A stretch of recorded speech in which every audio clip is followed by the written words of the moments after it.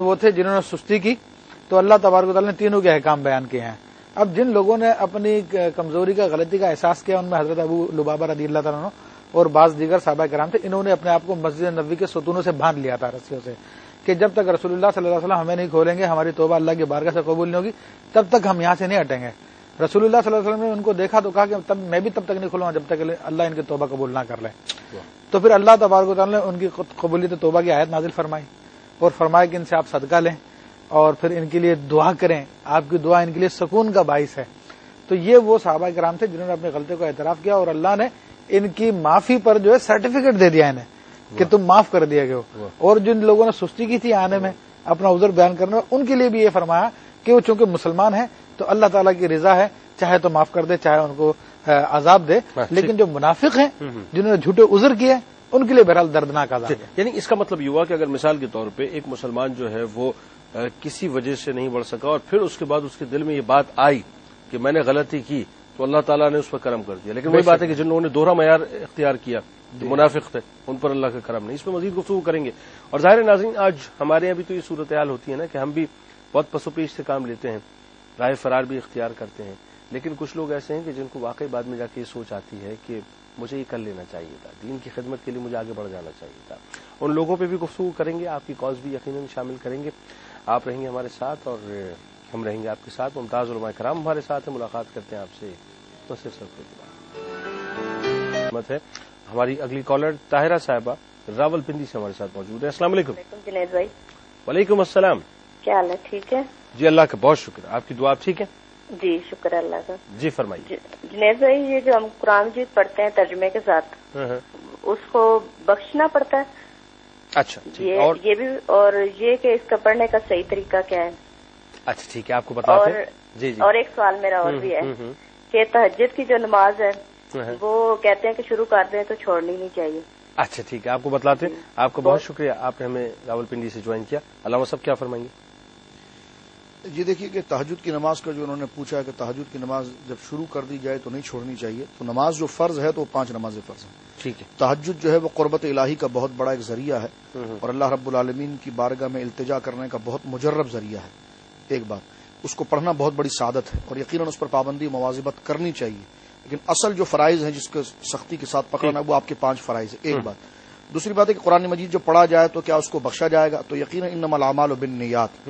ایک طریقہ یہ کہ قرآن مجید پڑھنے کے بعد آپ جو ہے کہ ہاتھ اٹھا کر دعا کریں کہ یا الہ العالمین اس کو تمام امت پر میرے والدین کی روح تک پہنچا، تو یہ اس قرآن سے ثابت ہے کہ جناب یہ بالکل جائز طریقہ ہے۔ لیکن یہ کہ آپ پڑھ ہی اس نیت سے رہے کہ جو میں تلاوت کرتا رہوں گا اس کا ثواب تمام امت کو پہنچتا رہے گا، تو یقیناً وہ بھی بخشوانے کے اس میں آگے، اس لیے کہ آپ کی نیت یہ تھی کہ اس کا بہترین۔ اور کس طرح سے پڑھا جائے ترجمہ اور تفسیر جو ہے؟ دیکھیے قرآن مجید برہان رشید کو اگر پڑھا جائے تو تجوید کے تمام قاعدے اور اس کے تمام قواعد اور اس کے تمام ضابطے کو ملحوظ رکھتے ہو، ٹھیک ہے، مخارج درست ہوں، کلمات کی ادائیگی کے اندر کوئی ایسا مسئلہ نہ ہو کہ جس سے معنی کے اندر فرق آئے، اس لیے پہلے یہ جو ہے کہ قاعدہ مکمل طور پر اچھے کسی قاری صاحب سے پڑھ لیں یا قاریہ سے پڑھ لیں، ٹھیک ہے، جہاں پر جو ہے کہ ان کے مخارج بالکل درست ہو جائیں، اس کے بعد اس کی تلاوت کریں اور پھر جو ہے کہ وہ تلاوت۔ ترجمہ جو بڑا امپورٹنٹ کا کوشچن ہے کہ ترجمہ اور تفسیر جو ہے وہ کیسے پڑھی جائے؟ دیکھیں ترجمہ تفسیر تو یہ خاص علماء کا شعبہ ہے، ٹھیک ہے۔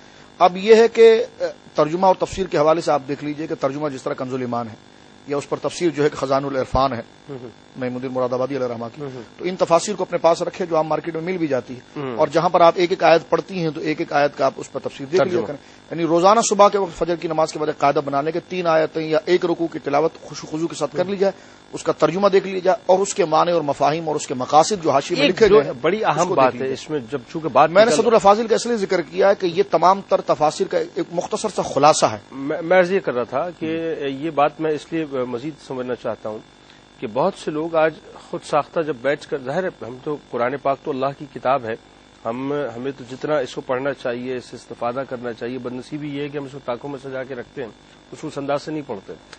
لیکن کیا آپ نہیں سمجھتے کہ اس کے لیے کسی عالم دین سے جو ہے وہ رابطے میں رہنا بھی ترجمے کے وقت اور تفسیر پڑھتے وقت ضروری ہوگا، یا انسان جو ہے انڈیویجولی اس کو پڑھ سکتا ہے اور اس کو خود اپنے طور سے اسس کرے اور سمجھے؟ دیکھیں حفظ کے حوالے سے تو قرآن مجید نے واضح حکم ذکر کر دیا، میں حفظ کی بات نہیں کر رہا، میں اس طرف آ رہا ہوں۔ وَلَقَدْ يَسَّرْنَا الْقُرْآنَ لِلذِّكْرِ حَمِيمٌ مُدَّكِرٌ، تو آسان تفصیل ہے، مسلم یا غیر مسلم ہے جو بھی توجہ کرتا ہے قرآن مجید اس کے دل میں اپنا مقام بنا لیتا ہے، ایک بات۔ لیکن اس کے معنی اور مفاہیم کو سمجھنے کے لیے قرآن نے جو ذکر کیا ہے وہ رسول کریم صلی اللہ علیہ وسلم کی ذات مقدسہ کو مرکز بنایا ہے، اور قرآن نے یہ کہا ہے کہ لِتُبَيِّنَ لِلنَّاسِ مَا نُزِّلَ إِلَيْهِمْ، محبوب جو ہم نے لوگوں کے لیے اتارا ہے اس کی تبیین، اس کی تفسیر، اس کی تحقیق، اس کی وضاحت آپ کے ذمہ کہ آپ بیان فرمائیں۔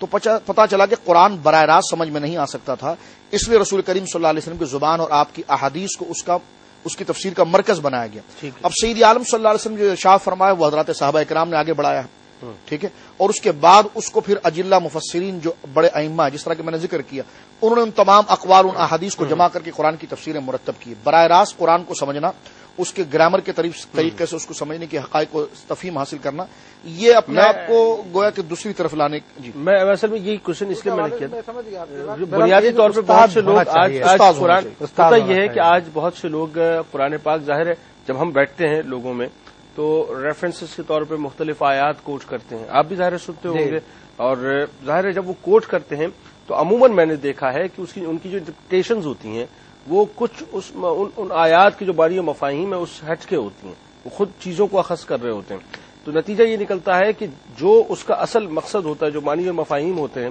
وہ صحیح طور سے یا تو وہ سمجھ نہیں پاتے یا پہنچا نہیں پاتے۔ میں مطلب اس سینس میں کہہ رہا ہوں یہ شریعت مطالعہ کے قوانین کے مطابق رسول اللہ صلی اللہ تعالی علیہ وآلہ وسلم ارشاد فرماتے ہیں، من قال فی القرآن برائیہ فقد اخطا ان صح او کما قال علیہ الصلوۃ والسلام، جس نے قرآن میں اپنی رائے سے کچھ کہا تو اس کا غلط ہی اس کا کہنا، اگرچہ اس نے صحیح بات کہی ہو، جبکہ بیچارے محبت سے پڑھ رہے ہوتے ہیں، ایسی بات نہیں ہوتی، سمجھ نہیں پا رہے ہوتے اس بات کو، تو یہ تو اس کو حرام قرار دیا گیا ہے کہ اپنے طور پہ قرآن کو انٹرپریٹ کرنا، اپنی رائے بیان کرنا، یہ تو عام علماء کا بھی کام نہیں ہے بلکہ خاص مجتہدین کا کام ہے، اس سے اخذ کرنا، اس سے استنباط کا مسائل کرنا عام عالم کے لیے بھی جائز نہیں ہے کہ قرآن۔ اور آج ہم دیکھتے ہیں کہ شیطان نے علم کے ذریعے اتنا گھمنڈ میں مبتلا کیا ہے ہماری جدید روشنی والوں کو کہ بیچارے وہ عام عالم تو کیا رسول اللہ صلی اللہ علیہ وسلم کی بیان کی تفسیر کو بھی خاطر میں نہیں لاتے۔ جیسے عموماً ہم اسٹوری بکس لے کر اپنے ہاتھوں میں گھوم رہے ہوتے ہیں، جی جی بالکل مفتی صاحب یہ پوزیشن ہے کہ وہ معاذ اللہ وہ اسٹوری بک کی طرح قرآن پاک کو اپنی گاڑیاں ایون اپنی سیٹس پہ رکھ کے گھوم رہے ہوتے ہیں، سیٹ پہ موٹر سائیکل کے پیچھے کیریئر میں لگاتے ہیں، نیچے بیگ میں ڈال دیتے ہیں اور مائک پکڑ کے اداکاروں کے پاس پہنچ جاتے ہیں۔ آپ قرآن کی اس تفسیر کے بارے میں کیا کہتے ہیں، اس آیت کے بارے میں کیا کہتے ہیں، معاذ اللہ۔ اچھا ایک بات بتائیے کہ قرآن یہاں پہ جو ہم بات کر رہے تھے توبہ کے حوالے سے بات ہو رہی تھی کہ جب قرآن مکمل طور پہ ظاہر یہ فیصلے کر چکا، پھر اس میں ایک اور فلسفی جو ہمارے سامنے آتی ہے کہ لا اکراہ فی الدین کی جو بات آتی ہے کہ دین میں کوئی جبر نہیں ہے، کوئی سختی نہیں ہے، اس پہ گفتگو کرتے ہیں۔ پہلے کالر کو لیے لیتے ہیں۔ السلام علیکم۔ السلام علیکم جنید بھائی۔ وعلیکم السلام۔ کالر کہاں سے بات کر رہی ہیں؟ جی میں راول پنڈی سے رخسانہ بات کر رہی ہوں۔ جی رخسانہ صاحب، میں نے سوال کرنا تھا کہ میرا بھتیجا اس کے والدین نہیں ہیں، وہ کسی کیس کے سلسلے میں جیل چلا گیا ہوا، آج سے تقریباً 6-7 سال پہلے کی بات ہے۔ کہاں چلا گیا؟ جیل۔ ہاں جی، تو وہ سب سے چھوٹا ہے، اس کا بڑا بھائی اس کے پیچھے جا تو رہا ہے، تو کیا میں کوئی زکات کا پیسہ اگر دینا چاہوں تو کیا میں اس کو دے سکتی ہوں؟ اور یعنی کہ وکیل کرنے کے لیے اس میں حصہ ڈالنا چاہوں کہ بھائی کے دوسرے بہن بھائی اس کا کوئی نہیں ساتھ دے رہا، صرف ایک بھائی جو ہے نا وہ دے رہا ہے، کیا میں وہ پیسہ جو کہ زکات نکالنی ہے میں نے وہ پیسہ کیا میں اپنے یعنی اس بھتیجے کو دے سکتی ہوں؟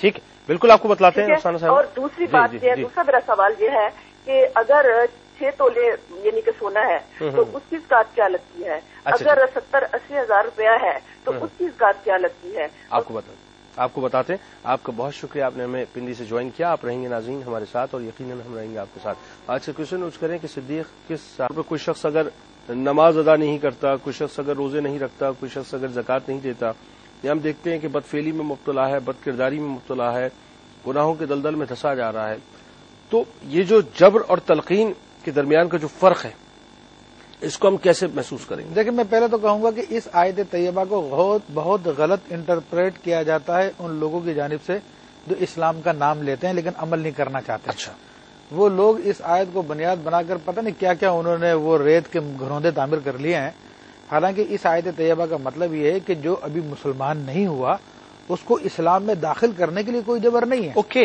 یعنی یہ غیر مسلموں کے لیے ہے؟ جی ہاں، البتہ جو مسلمان ہو گیا ہے تو رسول اللہ صلی اللہ علیہ وسلم نے شراب پینے والوں کی باقاعدہ پٹائی لگوائی ہے، زنا کرنے والوں کو سنسار فرمایا ہے، 80 کوڑے لگوائے ہیں، چوری کرنے والوں کے آپ نے ہاتھ کٹوائے ہیں، نماز نہ پڑھنے والوں کے بارے میں آپ نے انہیں کافر قرار دیا.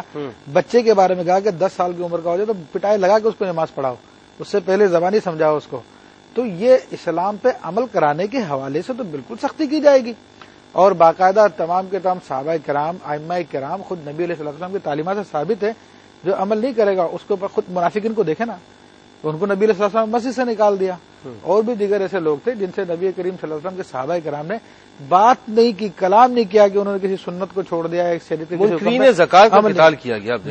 تو یہ بالکل اسلام کو بالکل غلط انٹرپریٹ کیا گیا ہے ان لوگوں کی جانب سے جو اسلام کا لیبل لگا کر زندگی جو ہے وہ غیر مسلموں جیسی گزارنا چاہتے ہیں. حالانکہ اس کا مطلب صرف یہ ہے کہ جو مسلمان نہیں ہوا اس کو اسلام لانے پہ مجبور نہیں کیا جائے گا. اور نبی علیہ الصلوۃ والسلام کی بھی یہی تعلیم تھی, آپ کے پاس قیدیہ ہے, آپ نے کسی کو بھی زبردستی یعنی اب مثال کے طور پہ آج کے دور کی اگر ہم بات کریں, فرض کیجئے کہ آج کے دور کے اندر لوگ جو ہیں وہ ہم اپنی دانش میں دیکھ رہے ہوتے ہیں, اپنی نگاہ سے. ظاہر فیصلہ تو ہم کسی کے بارے میں نہیں کر سکتے, اللہ ہی بہتر جانتا ہے کہ اس کا کیا معاملہ ہے.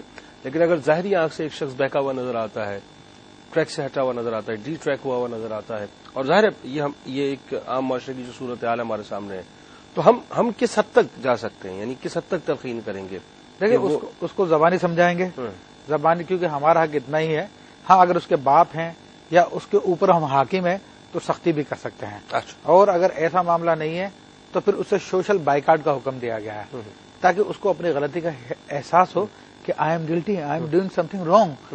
اگر ہم اسی طرح اس سے مسکرا کے ملتے رہے, تمام کے تمام معاملات ہم نے ویسے کے ویسے رکھے, تو وہ پھر اپنے گناہ پہ جری ہوتا چلا جائے گا.